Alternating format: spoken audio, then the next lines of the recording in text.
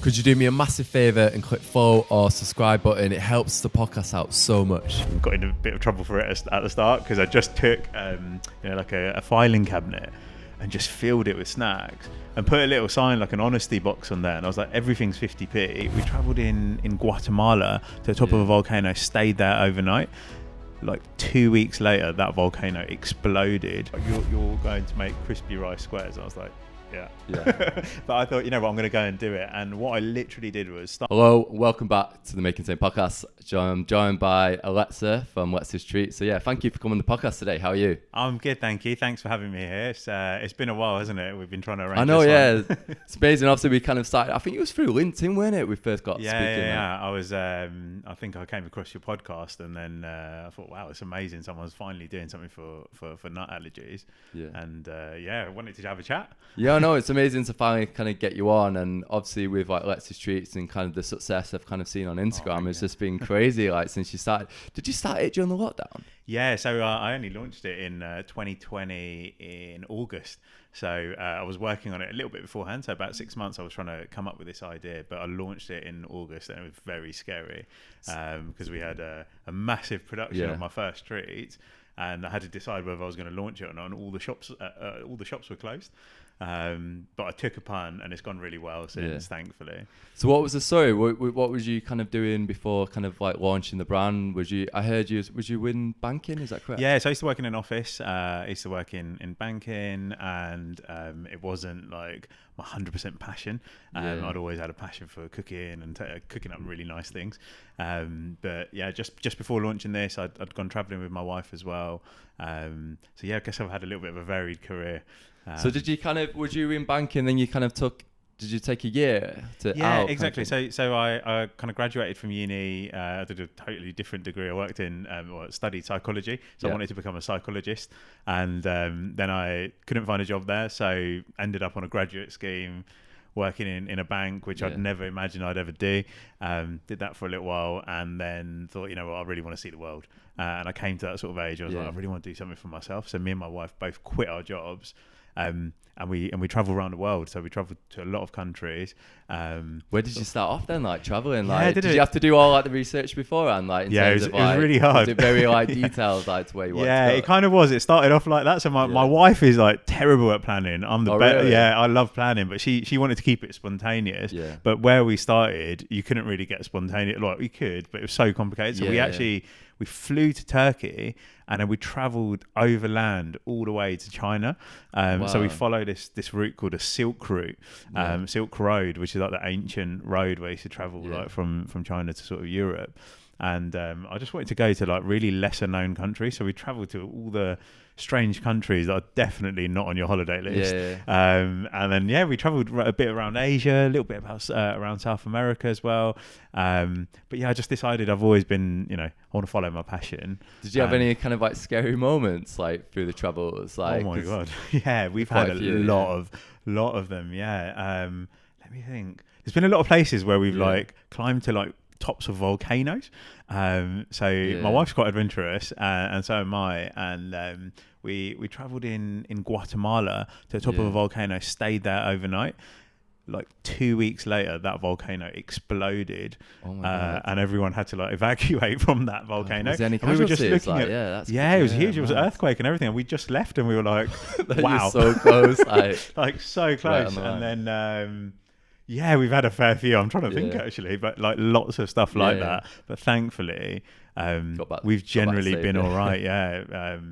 Me and my wife, we travelled up in the Himalayas to the top of like some really massive mountains. And she's a lot fitter than I am. And when we got to the top, suddenly the air was really thin, and we'd got to this peak where you had to cross the peak in one day. She got right to the top and suddenly felt exhausted, and we were stuck there and didn't know what to do. And luckily, I took all her bags.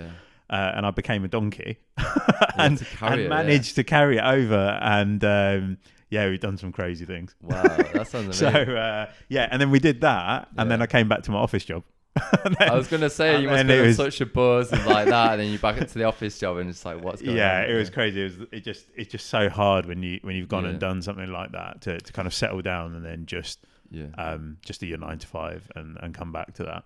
When you was traveling then, was there a moment in the travel where you kind of knew what you wanted to do then? Where you do kind of take, because some people have these moments, don't they, where they're traveling and they have this kind of like spark moment where they're like, God, I don't know what it is or what I do next. Yeah, I never had that like, God, I must make crispy treats. I don't know anyone who'd have that dream, but I think every night. I'm sure someone had that dream, but I think what I did have is like a passion. Well, I had a moment where I realised I want to do something for myself, because the traveling was the first time that it felt like we were free, and you know, we were doing something that we just loved, and we had a moment as well, because normally you just go about your day to day, 9 to 5, you're going to work, you're paying your bills, you're going to work because you need to earn money, and it's hard to imagine. Like even a lot of people think of like doing something for themselves, but a lot of people park that dream until they're sort of 40, 50, and then it just disappears. When we went traveling, we just had that. We had 20-hour bus journeys at times, and so you had time to think, we had plenty of time to think. Like we were eating snacks.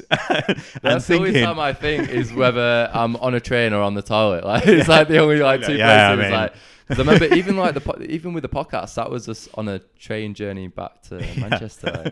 So it's quite interesting how when you have the moments where you have actually time to like reflect. I think that's like underrated, that time to think. But I think I knew I wanted to do something for myself, and then after that, it just became, well, what do I want to do for myself? And I think whenever I thought about it, I thought about different things. I thought about like maybe doing a job that I love more, or maybe had more of a passion for, or perhaps doing something like a podcast, and just bringing in like almost a side hustle, or like a business, or even just another hobby that I hadn't done before on the side.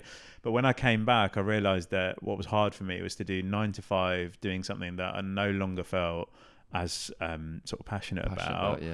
And then doing my life on the side. I didn't like that. I wanted it to be part of my life. And I kind of set out to think about sort of what are the different things that I loved. And one of them was just, I love food, right? And probably can't see that on the podcast. I was going to ask you where. I like a little snack. And I'd worked in an office before, and there was a little bit of a reason why I went into snacking, actually. I think I sort of mentioned I was going to ask, obviously you kind of mentioned there about like cooking. Was that always a passion? Was it like making desserts, or was it just like cooking in general? Yeah, it was cooking in general, actually. My family loves cooking. So my mum is Ukrainian, and my dad is from Nepal, and there's a lot of cooking going on in the family.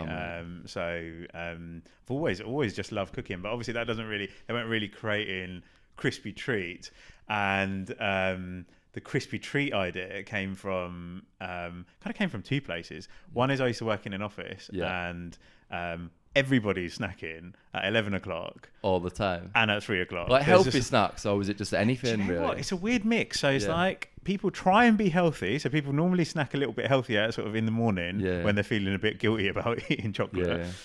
3 p.m. is just whatever you need carnage, to get you through to it's carnage. It's like it's all dropped off, and that was a little bit inspiring for me to see actually how people were snacking, but you could tell people sort of wanted to be healthier.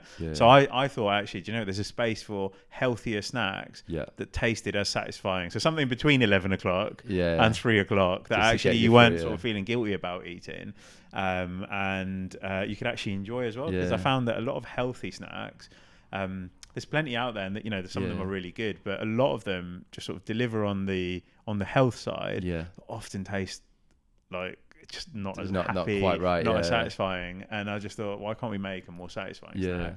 And then the other reason is because I mentioned my tuck shop. You mentioned it before the podcast, and I was like, how did that even start? Like, so you started your own tuck shop in Bangkok? It's a bit random. It's not the everyday story that I share on the podcast, but I had a tuck shop called Mr. Pigs. This is years ago now. This is about like 7 years ago. And when I used to work in the banks, I used to work for a big one, TSB Bank, and they didn't have a vending machine in the office. And the nearest place to get snacks was like miles away. It just felt like miles away. And we used to have to come down and a lift and go, and we didn't have a canteen or anything. And I don't know what it is. I think that's where the sort of entrepreneurial side's always been there. Whenever I see something, I just want to fix it and just go, why don't we just do it ourselves? So I started a thing called Mr. Pigs. got in a bit of trouble for it at the start because I just took like a filing cabinet and just filled it with snacks and put a little sign like an honesty box on there, and I was like, everything's 50p, like really cheap as well, like compared to going out, and I just said everything's 50p. I loaded up on like snacks from Tesco and just filled this drawer, and everyone, it's just an honesty box system, emailed the whole company, everyone found out about it, and all the money went to charity as well. That's so any sort of profit. Was it a success from the start then? Yeah, it was all right. I mean, it wasn't like I wasn't trying to create didn't you say then it evolved into like 4 different areas of the office? It was insane. It's like that's really entrepreneurial. Yeah, because what happened was people would hear about the snack Mr. Pigs in one side of the office, and then they'd be like, why don't we have one on the other side? And I was like, well, I can do that. And it became crazy. I think it became like 50% of my job. Well, I was like literally like the you have to start buying in bulk then? Yeah, it was becoming a little bit insane at one point. It was like we were buying a lot of snacks. That's and mad, then it even evolved to, we had like a fridge where you could bring your own stuff in, and at some point I was filling up the drawers of the fridges with cans of like Coke and Coke Zero and all sorts of stuff. It became insane. I was getting like requests in, like, why don't you stock this? And I was like, yeah, cool. Why not? I'm cool with that. And Mr. Pigs became Mr. Pigs, Mrs. Pigs. Like it was a whole family at that point. Obviously I didn't sort of do that and go, right, snacking is my future. But it's a weird kind of thing, because we went traveling, and then later on when I was sort of thinking about what kind of business I'd like, and I like cooking, and I wanted to start something in my own kitchen, it was weird. That sort of background and seeing what sold, and sort of it probably helped shape probably it. Like your market research in that sense. Way. Because I wasn't setting out to do it, but I saw what people would eat, and it was always like this: trying to be healthy in the morning, carnage at 3 p.m. Why can't it just be in between? And also reminds me a bit like the is it the proper corn? Exactly. It's things like that. There's a lot of there are some brands that I think have done really well with that sort of just in between snack that's nicer and healthier, and you don't feel like it's a chore to eat or it's too naughty. And I don't believe in anything being too naughty. I think just eat everything in you can treat yourself. But that's how people think. And, so how was the journey then with kind of the marshmallow like puff rice? I mean, was that something you was like doing for yourself? Or? So I did this. I did like a little bit of a business course. So there's a really cool thing called Escape the City, and it's like a little course for people who sort of dream of doing something else outside of their corporate job. And I'll be honest, I didn't have the balls to quit and just go and do something. So I did this course, and it helped me. Is it free? No, it is. It has got a fee, but they have got lots of free resources. So I recommend just signing up to their website, and they actually share lots of jobs that are like really interesting, and a lot of startups and other people are looking for people who might not have had experience. They look for someone who hasn't got experience in a field, and they might take you on. So I found that really interesting. And I was doing that course, and I was sort of thinking about what kind of thing would I like to do. And that's where this random idea came in. So I suddenly was thinking about snacking and treats and stuff I like to cook. And then one weekend we randomly made a tray of like the things that you made as a childhood. As a kid, and it was like marshmallow and crispy rice squares. Like nostalgia, bringing back those kind of memories. Playing around with that, and I thought, you know what? No one's ever done like an alternative to Kellogg's squares. And one that's healthier for you, cleaner ingredients, all the right stuff. And just sort of bring it up to date. I was like, I actually like this product, but I haven't had one since I was about 10. So I thought, it's been a long time. And also, a lot of adults actually like that kind of product. And I thought, why not make that and see if it would work?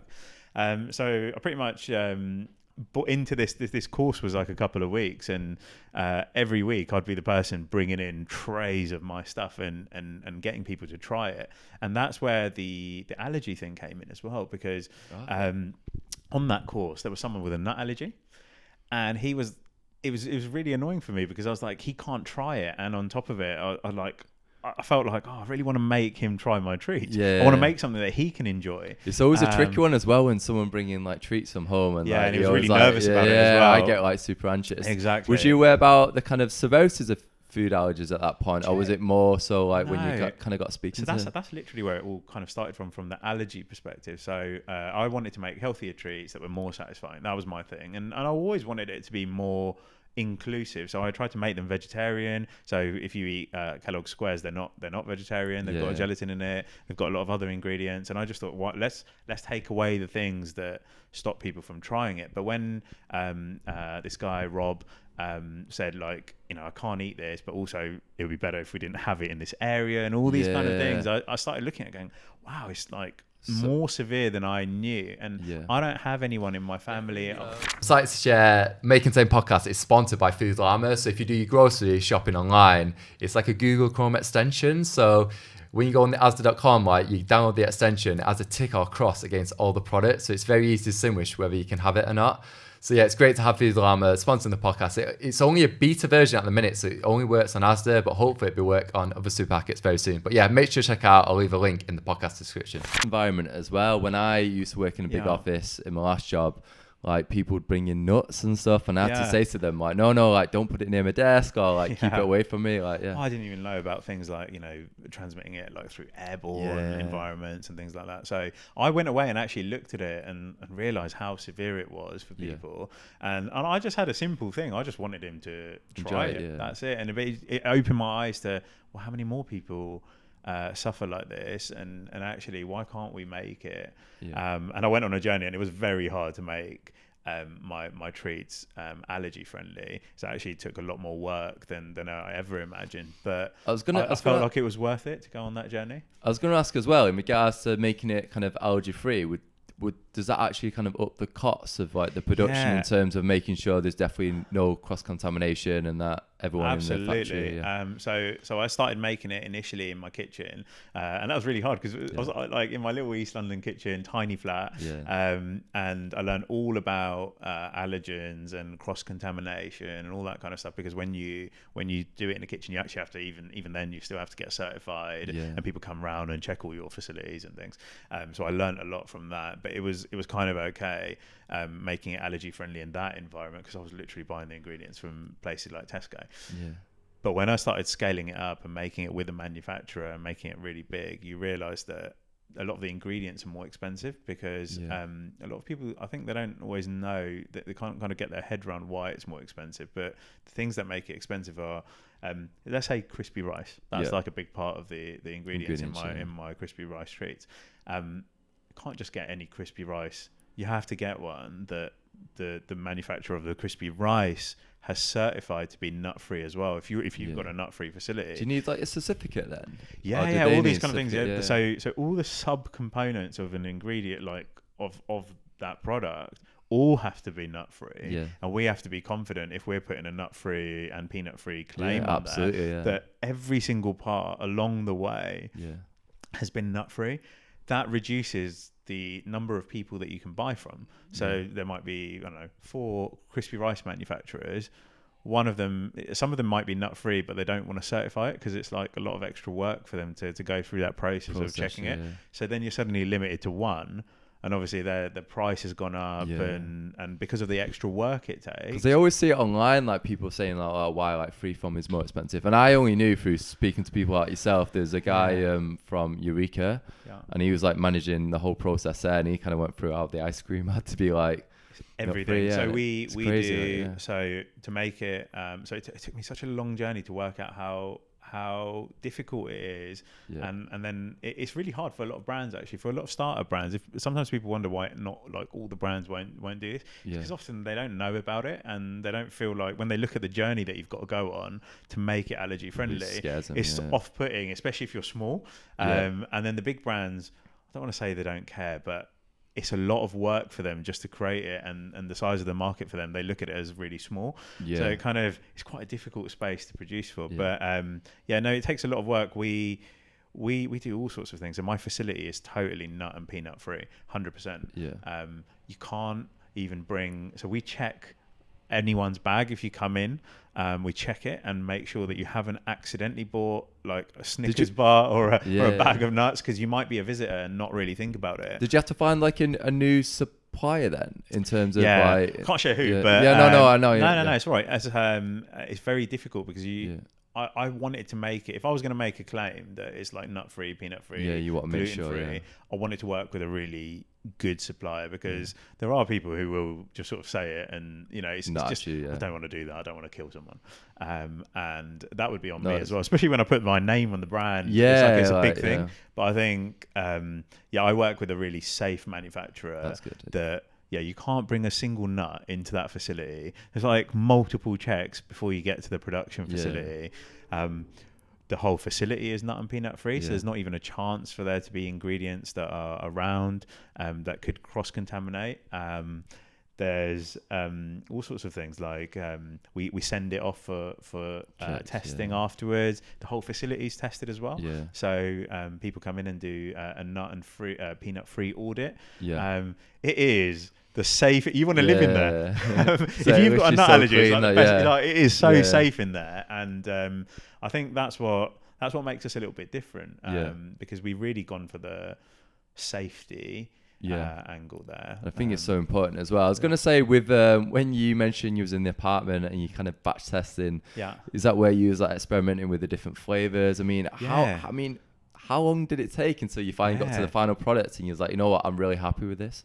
So look, this started from literally a little dream where I was like, I want to quit my job, and I'm going to make crispy treats, which everyone thought was absolutely nuts. And this guy's off his head. But everyone just sort of like, you're going to make crispy rice squares. I was like, but I thought, you know what, I'm going to go and do it. And what I literally did was start cooking them up in my kitchen. And I used to take it and hand deliver it around offices in London. Oh, wow. And I used to go to a handful of market stalls. And I used to even have like a stall in the office that I'd quit, which was really funny because certain people must have walked past and looked at me and gone, I used to work in it. But like, they thought, have you always worked in the canteen? They didn't know. And that's what I did. That's how it started. And what I found was that people absolutely loved the treat. The concept was working. And I thought, you know what, that's got like something to it. And that's what I always recommend for anyone. If they've got a dream, just try and test it in the easiest way possible. So like, if you can do something on a budget, which is basically make it, maybe you're doing it on the weekend, that's what I did. I literally tested it out, all the flavors in my kitchen. It was crazy. My kitchen covered in chocolate. And it was literally like marshmallow. And then you just kind of use your company as that kind of bit of market, or not your company, but I should say the market sales as like kind of like market research. That's what it was for me. Because I can't like. Was it quite? Did you get some really interesting findings then? Did that kind of? Would you say that kind of shaped some of the products? So it helped me work out which flavors are going to work well. So I made some crazy flavors and like had some like crazy things in there. I love the blueberry one. That's my favorite. But it takes a long time because I had like all sorts of flavors. I had like 10 flavors going on. But what you find is like some flavors are really popular, some flavors are less popular. Helps you to work out like what kind of size, and that's how I sort of landed on my product. So I decided, you know what, the first range is going to be 99 calories. So it can be like a nice little treat.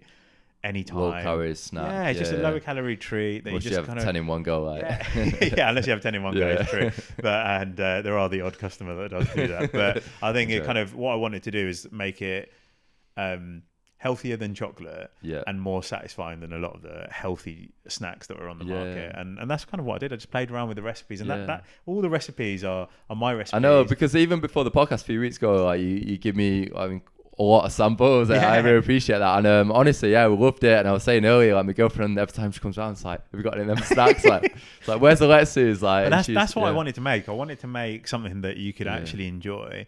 And I wanted more people to enjoy it. I didn't really mind if you were, it wasn't just for people with a nut allergy. It wasn't just for people who are vegetarian or vegan. I just wanted like to be a nice everyday treat, and one that you actually wanted to have another one, rather than like, I've got them in my cupboard and you're looking at them and they're still there a year later.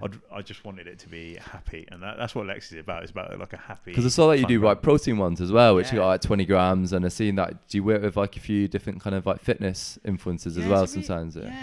So like the protein ones came out more recently, so that's my new one. And the sort of thinking behind that one was my original ones are vegetarian, and I wanted to make a vegan range because a lot of people are eating more plant-based foods, and I wanted to also make something that was nut-free and high in protein because I saw there was a bit of a gap for that. Absolutely. And the crispy treats are nice, and the nut-free products as well, because I go to the gym and like I always struggle to find any kind of snacks which have got high protein, but actually they always have the may contain kind of labeling on it. Exactly. And that's exactly what I try not to do. So all my treats are gluten-free, nut-free, peanut-free at the moment. And I just wanted to make something that was also in the protein space. A lot of protein things just taste like dust or cardboard, and I just thought it's so depressing. Just why can't that be more fun? And I thought, you know what, no one's ever done like a Rice Krispie treat style protein bar that actually tastes nice, satisfying, can't really taste the protein, and just sort of anyone can enjoy. So I wanted to make something that wasn't just for the sort of real gym heads that needed their like 1 kilo of protein a day. Protein every 2 hours. Because a lot more people are conscious of being healthier. But also, do you know what? It's like more of a replacement for chocolate and for even cereal bars that actually is packed with protein. It's also high in fiber as well. So it's got a lot of nice benefits. And on this journey as well, have you been doing this just with yourself and your girlfriend? Yeah, so it's my wife now. Your wife, sorry, she'd tell me off if I call her my girlfriend. Should be like editing it out of the podcast. Though. Yeah, that's all right. It's funny, keep it in. So she, so I started doing this on my own. Literally used to go around London. It was crazy. I was just like walking around with trays of crispy treats and it's still me, So I have someone helping me at the moment. So there's a great government scheme called a Kickstarter scheme where you can work with young apprentices. So I've had a few who've supported me throughout. I've got a really amazing one called Amelia at the moment. She's helping me a little bit with my social media. I was going to say social media looks great because I think you like, even like looking through kind of like your social channels, it's great how you've kind of added yourself into the brand, and it feels quite personal, like where 100%. You like, this is the branding, this is me sketching it out on like the packaging, and this is how it looks now. Because you know what it is, I never came from the food industry. I never came from that. I mean, unless it qualifies you eating a lot of snacks, if that qualifies you, maybe. But got a degree in it. I'm like, I've got a first in that. And I just wanted to, I actually started the Instagram account just literally from the first day that pretty much the first day I ever started making it in my kitchen. And I did that because I thought, you know what, I'm quitting my job and I'm doing something a bit crazy like to everyone else. And I wanted to document that, even if it just like all flopped and turned out to be a disaster. I just wanted to like share the journey. And I just wanted the average person to sort of see just what it's like and just document it for myself really, and I wanted people to not just see the shiny sort of big brand thing, and a lot of people think Lexi's is bigger than it is, but it really is me out of my living room. So I wanted just people to sort of get inspired by that as well. So as I started seeing people following the journey, I thought it was just really exciting. And also I work with all the people who follow the journey to help shape the flavors. I listened to a lot of the feedback and improve it. So like one of my flavors wasn't dairy free at the start, and I worked really hard to make it dairy free. And I've just sort of really shaped the products to be more accessible to everyone, literally by talking to them. And a lot of people contact me. And even on your kind of post, you kind of spoke about obviously embracing the imperfections, and I think it's great to kind of hear about, like you said, it's just you on this kind of journey and kind of like showcasing kind of the ups and downs. And like, I think you're in Asda now, or you're doing a trial in Asda. I mean, that must be an amazing feeling to get it in the supermarket. Crazy feeling. I mean, Lexi's literally is 19 months old. So, and if you scroll back through my Instagram, you'll literally see when I was making them in the kitchen, whipping them up in a pan, and then 19 months later, we're in Ocado, Asda, Amazon.